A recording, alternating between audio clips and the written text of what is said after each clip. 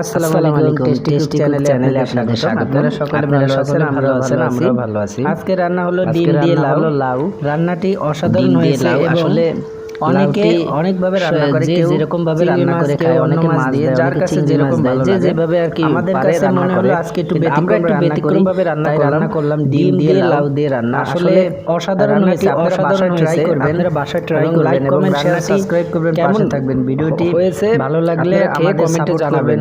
সকলে ভালো থাকেন। আসসালামু আলাইকুম।